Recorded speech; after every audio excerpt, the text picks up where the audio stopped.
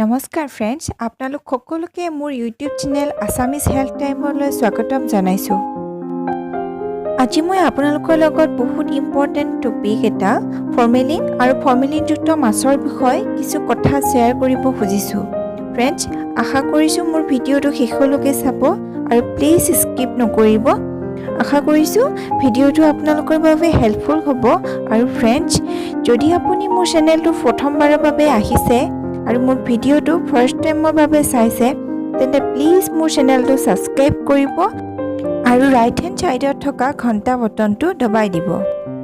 Friend, যেতিয়া আমাৰ খাদ্যত pH ভেলুটো নিউট্ৰেল অৱস্থাত থাকে, তেতিয়া ইয়াৰ খাদ্য গুণ বা ফুড ভেলুটো নৰ্মেল হৈ থাকে। কিন্তু ফৰ্মেলিন মাছত প্ৰয়োগ কৰাৰ লগে লগে ইয়াৰ ফুড ভেলুটো কথা বাদেই দিয়ক ফ্ৰেণ্ডছ, ই নিজে এক বৰ বিষলৈ ৰূপান্তৰিত হয়।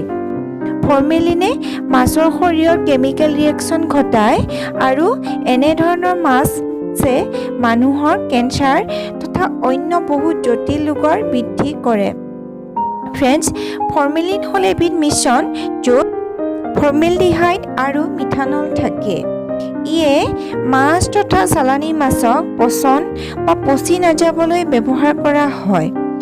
সকলো চালানী মাছ হয়তো ফৰ্মেলডিহাইডযুক্ত নহ'বও পাৰে, যাৰ বাবে ইয়াক চিনাক্তকৰণ কৰাটো আমাৰ বাবে অতি প্ৰয়োজনীয়। ফ্ৰেণ্ডছ, আপুনি হয়তো ভাবিছে মাছত ফৰ্মেলডিহাইড আছে নে নাই কেনেকৈ চিনাক্তকৰণ কৰিব পাৰিব।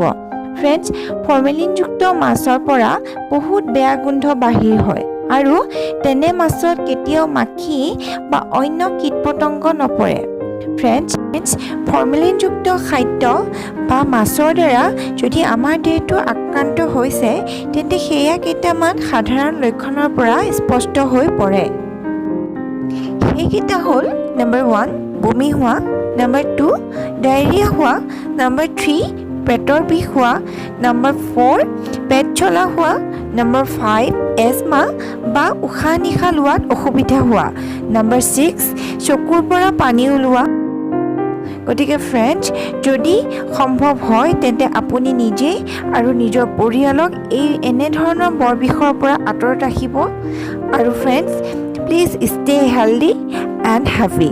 থেংক ইউ ফৰ ৱাচিং মাই ভিডিঅ' টিল এণ্ড।